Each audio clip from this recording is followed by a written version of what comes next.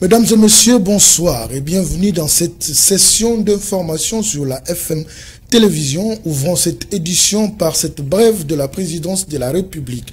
Le président de la République démocratique du Congo, Félix-Antoine Tshisekedi Tshilombo, a échangé ce mardi 22 août à la Cité de l'Union africaine à Kinshasa avec une délégation du Congrès américain qui est conduite par le républicain John James et la démocrate Sarah Jacobs.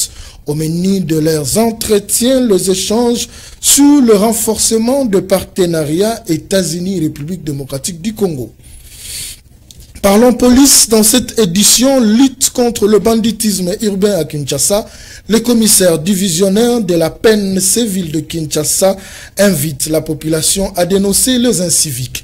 Le général Blaise Kilimbalimba, lors de sa tournée qu'il a effectuée en Sélé, en passant par la Tchangou et à Moamba. Pour plus de détails, suivez ce reportage.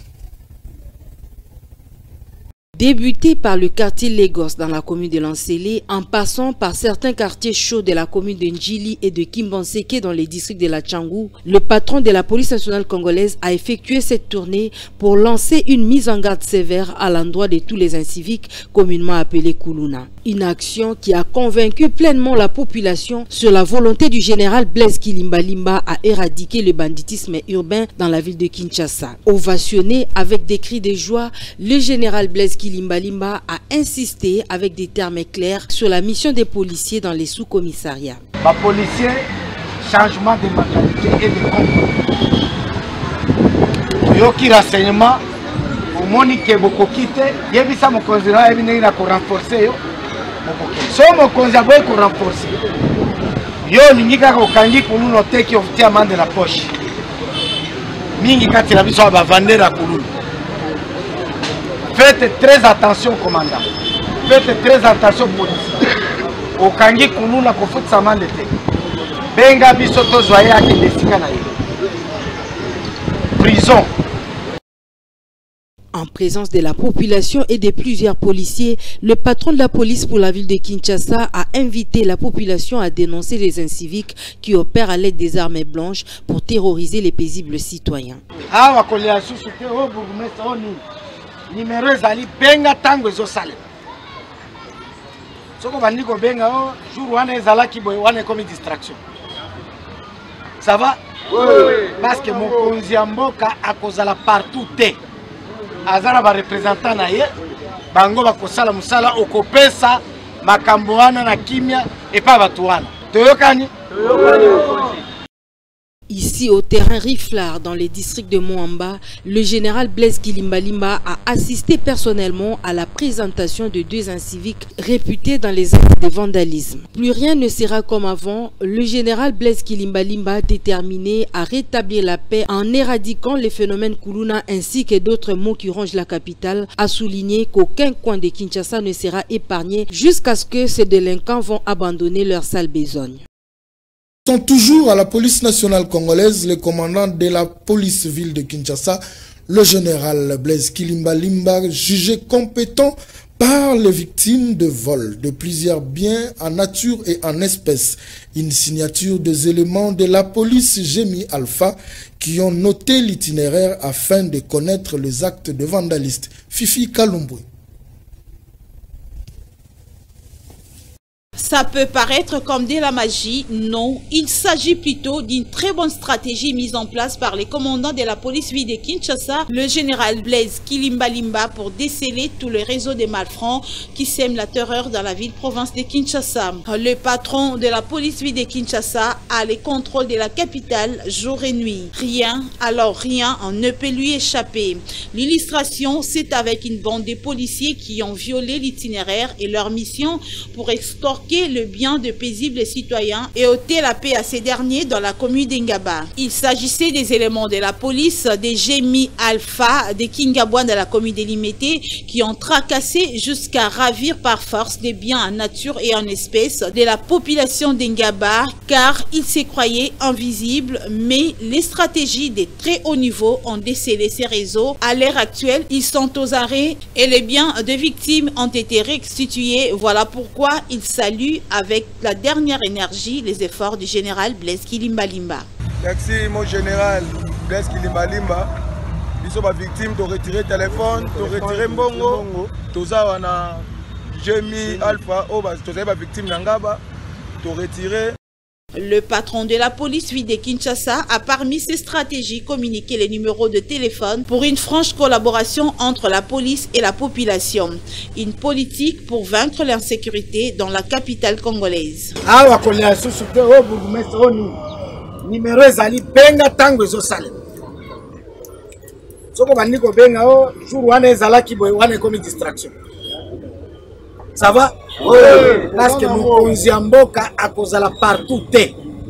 Azala ba représentant na ye bango bakosala musala okopesa makambo wana na kimia et pas batu wana. Le numéro 1 de la police poursuit son combat de la lutte contre l'insécurité, tel que promis jusqu'à terre le dernier incivique à Kinshasa. Commission électorale nationale indépendante, on en parle dans cette édition. Lancement des activités de la maison des élections ce mercredi 23 août 2023. Le président de la CENI a inauguré cet édifice situé sur l'avenue Kolwezi dans la commune de la Gombe. Rite Dunanzei pour plus de détails. Situé au numéro 54 de l'avenue Kolwezi dans la commune de la Gombe, cet édifice dénommé Maison des élections ambitionne d'offrir un espace d'échange et de partage entre la CENI et des nombreux visiteurs qu'elle va accueillir. Elle se veut surtout un cadre vivant et un carrefour d'informations qui va faciliter les interactions dans le respect mutuel. Pour Denis Kadima, ce lieu va accueillir les représentants des radios communautaires car la CENI veut ainsi mettre à la disposition de ces médias un maximum d'informations sur les activités importantes à venir, le cadre légal et ses innovations. La maison des élections est ouverte à tout citoyen désireux d'obtenir les informations sur le processus électoral. Elle pourra aussi organiser des formations pour les médias, les organisations de la société civile et des partis politiques. Pour Denis Kadima, la maison des élections est un outil de communication en mesure d'accompagner les efforts de la CENI dans l'inclusivité et la transparence.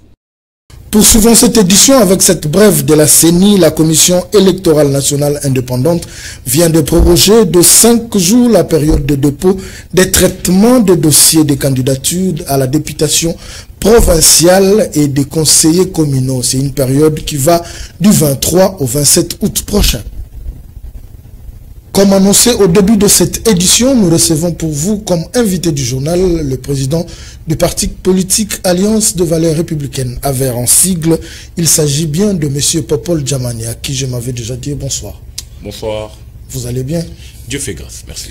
Les élections, on en parle, de prorogation en prorogation. La CENI vient de proroger de 5 jours les dépôts de candidatures des candidats, députés provinciaux et des conseillers municipaux. Qu'en dites-vous? Ben, pour moi, c'est un non-événement parce que nous attendons ici que la CENI puisse modifier le calendrier électoral tel que nous l'avons souhaité par notre lettre du 8 avril 2023, étant donné que nous avons exprimé notre désapprobation pour éviter à ce que le juge constitutionnel puisse tomber hors mandat. Et donc aujourd'hui, si il y a des reports en report, est-ce que cela va affecter le calendrier électoral? Nous pensons que si, mais étant donné que déjà, ce calendrier électoral est lui-même appelé à être modifié. Vous êtes de cette opinion ou de cette frange des Congolais qui pensent que avant d'aller dans des élections apaisées, crédibles et transparentes, il faudra que le Congolais ou les parties prenantes se mettent autour d'une table. Mais sous quelle forme les Congolais doivent se mettre autour d'une table? Parce que vous êtes sans ignorer que nous allons des dialogues en dialogue, mais les solutions ne viennent toujours pas. Écoutez, je suis de près l'actualité politique. Je constate avec une attention particulière que M. Olengankoyi, président du CENSA, est en train de suivre des consultations. Il a été récemment reçu par le président Matata Mponyo. Mais je pense pour le cas de Joseph Kabila, il serait important que seul le président Félix-Antoine Tshisekedi puisse le convoquer ou faire appel à lui par des mécanismes appropriés. Si cela n'est pas le cas, il faudrait faire intervenir ici les représentants spéciaux du chef de l'église kimanguiste, étant donné qu'avec les pères religieux catholiques et le CC, le régime est en froid. Donc, si nous voulons avoir ce dialogue que nous pensons être utile et salvatrice pour le peuple congolais, la nation congolaise, le président de la République devra faire impliquer les chefs spirituels de l'église kimbanguiste. À chaque fois que vous évoquez je dirais l'histoire politique, vous parlez de la situation politique en République démocratique du Congo, vous faites toujours allusion à Joseph Kabila. N'est-ce pas qu'un kabiliste qui s'est transformé en tshisekidiste pour soutenir Félix Tshisekedi? Je ne suis, d'ailleurs je vais vous rappeler que je suis ni kabiliste ni tshisekidiste. Je suis républicain, je suis président d'un parti politique qui se dénomme AVR et je suis sentinelle des institutions. Et pour cela, nous regardons quels sont les tares que nous avons au niveau des institutions pour pouvoir expliquer au peuple congolais quelle ligne à suivre. Lorsque nous avons dit qu'il faut réviser la Constitution, nous n'étions pas tshisekidistes. Lorsque nous appelons la révision constitutionnelle pour que Kabila ne puisse plus se représenter, nous ne sommes pas kabilistes. Nous voyons la République et cette République appartient à tout le Congolais. Parce que j'ai personnellement voté le oui au référendum et je suis contre le changement de la Constitution prôné par M. Isidore, le professeur. On va en venir. Donc, pour ce faire, pour rappeler, je suis de la génération de ceux qui ont grandi avec feu Maréchal Mobutu. Donc, j'ai fait de la politique pure, je suis républicain. Je veux que les instances politiques que nous avons voulues au terme de la Constitution puissent être fortes et non des individus. Quand vous dites que vous êtes contre le professeur, le monsieur Isidore Nayouel, vous faites allusion à quoi? Parce qu'il parle de 9 ans de mandat. Vous faites vos 9 ans, vous partez, au lieu que nous puissions rester dans cette logique, 5 ans, et puis 5 ans après, il faut chercher à briguer notre mandat, avec toutes ces alliances qui se font et qui se défendent. Où est le mal de M. Isidore Nayouel? Déjà, la Constitution pose problème. 16 ans après, les cours, les juridictions que nous avons en République démocratique du Congo ont du mal à s'adapter à notre Constitution. Vous n'avez qu'à voir. La Cour constitutionnelle ne peut pas être saisie par la CENI. Malheureusement, vous avez des arrêts rendus lorsque la CENI saisit la Cour constitutionnelle.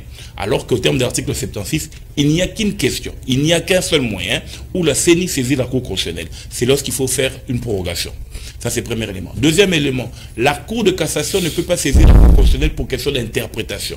Vous avez vu ici la Cour de cassation saisir la Cour constitutionnelle. Donc, nous avons déjà des problèmes au niveau de notre Constitution, l'actuelle, que nous, en tant que sentinelles des institutions, nous voulons que nous puissions révaloriser, donner de nouveaux tonus, modifier ce qui a modifié, amplifier ce qui a amplifié, mais changer la Constitution, c'est remettre à zéro ce que nous avons lutté pendant plus de 16 ans avec l'actuelle Constitution, et nous serons derrière tous ceux qui voudront la changer pour dire non.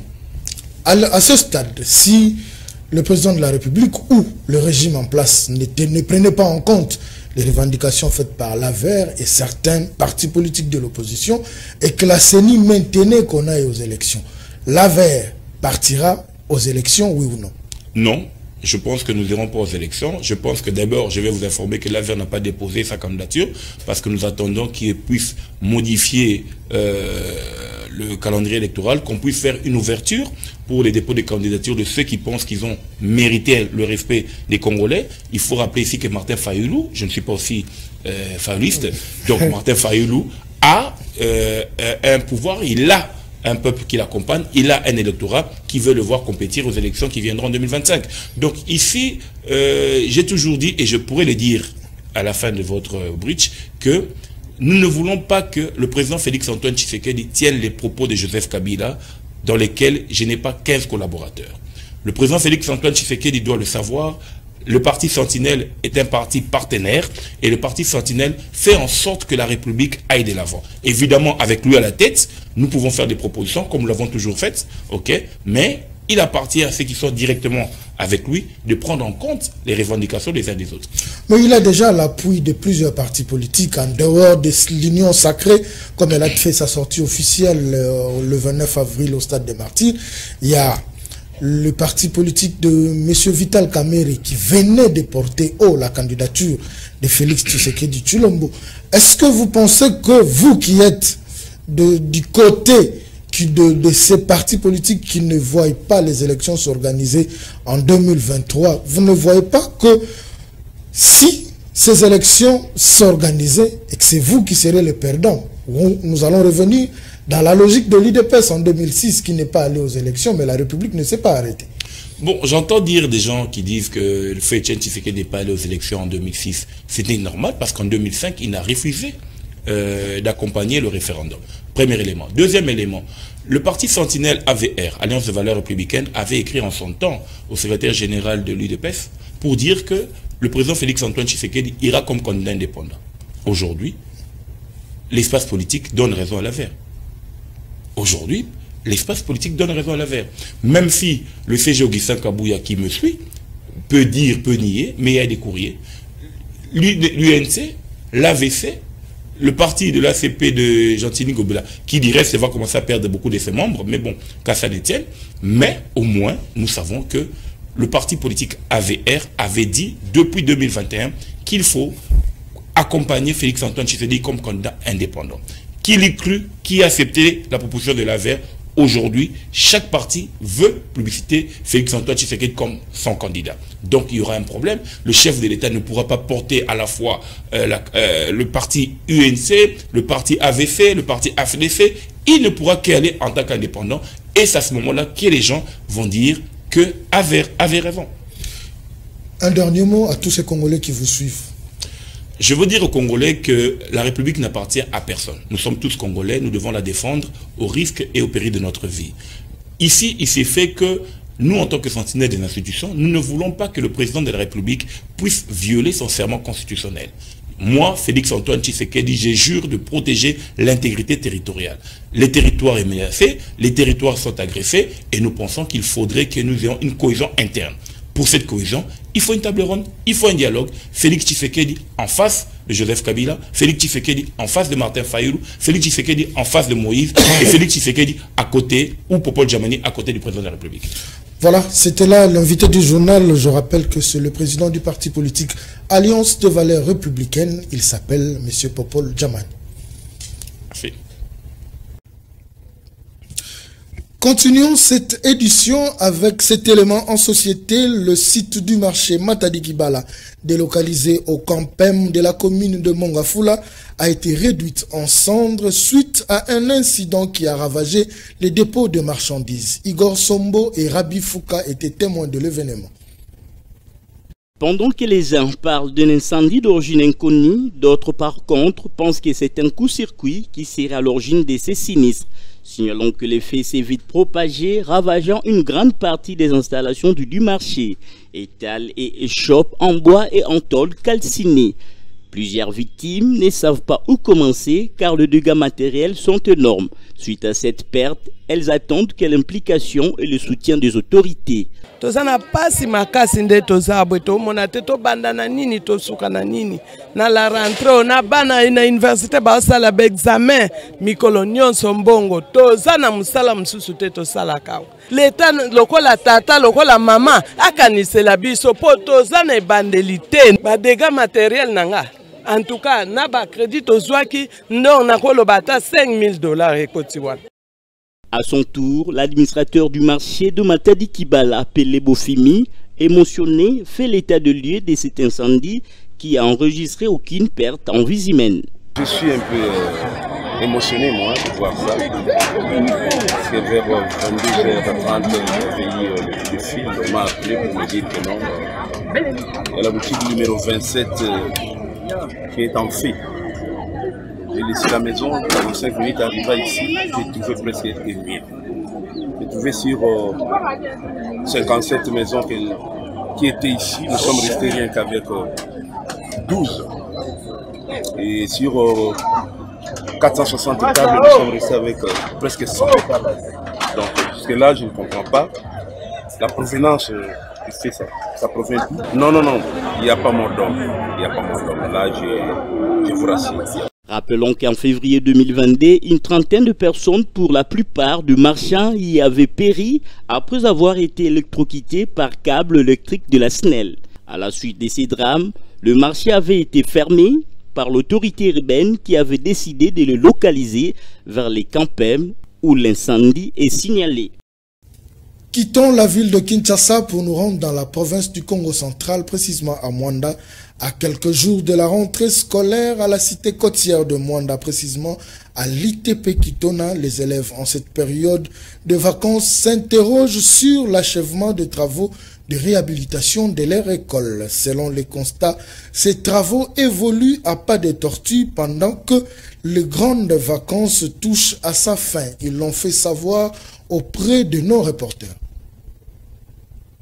Mwanda connaît aujourd'hui la tranquillité, hormis quelques poches, mais dans l'ensemble, il y a la calmie. Nous ne pouvons pas nous réjouir à 100% parce qu'il y a la calmie que nous ne pouvons pas continuer à travailler.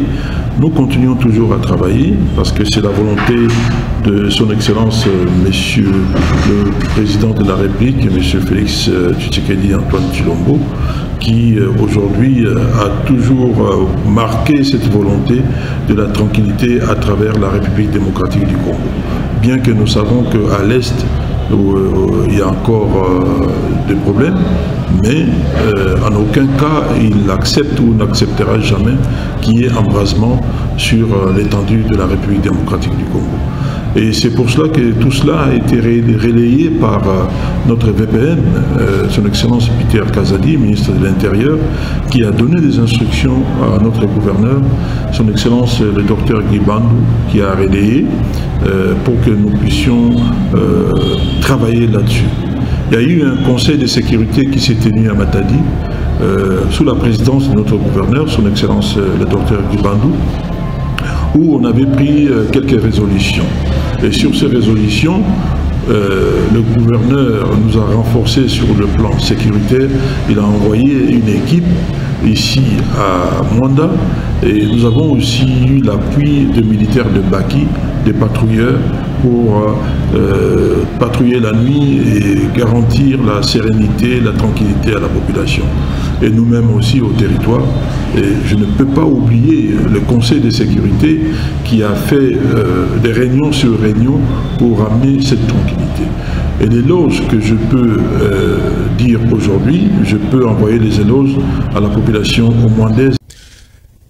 Santé, on en parle dans cette édition. Monkeypox, c'est le nom de la maladie détectée chez un patient venant d'Inongo et placé sous traitement à l'hôpital général de référence ex-Mamaemo. L'information a été livrée par le directeur du programme national de la lutte contre la monkeypox, le docteur Chongo. Pour plus de précisions, suivez ces reportages.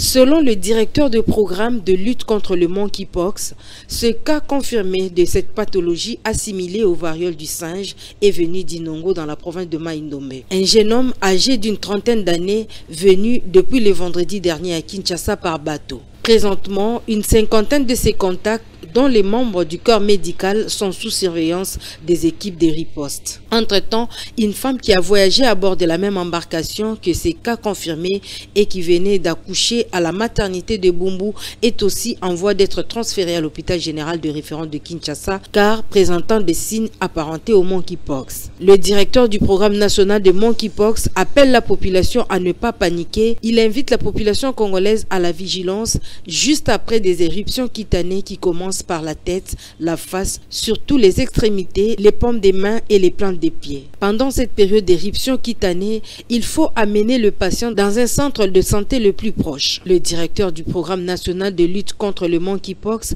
a également insisté sur le fait qu'il faut éviter les contacts physiques avec le malade ou ses objets souillés ou encore ses déjections. Bouclons cette édition en sport. Très déterminés à défendre leur club, les supporters du FC Renaissance ont déposé un mémorandum ce mercredi 23 août 2023 au comité de normalisation de la FECOFA pour que le club orange soit rétabli dans ses droits. Marli Tundoulou, le président du comité national des supporters, espère que justice sera faite car le FC Renaissance mérite sa place au championnat national. Lionel Ngolo et Florent Okita.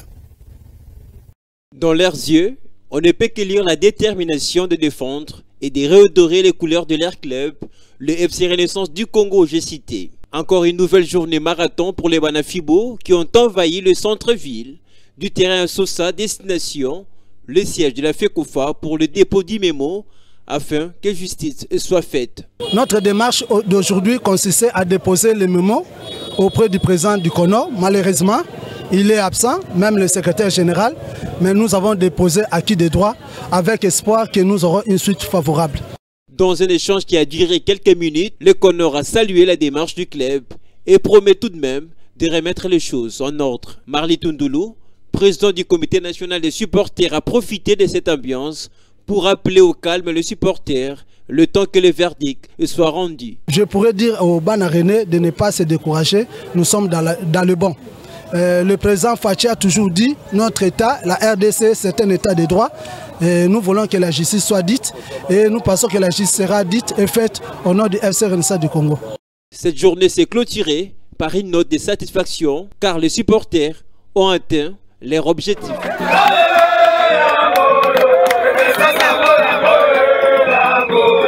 Mesdames et messieurs, ça n'est fini pour ce soir. Merci beaucoup pour votre fidélité et attention que vous ne cessez d'accorder à FM Télévision, mais surtout, restez branchés à nos programmes.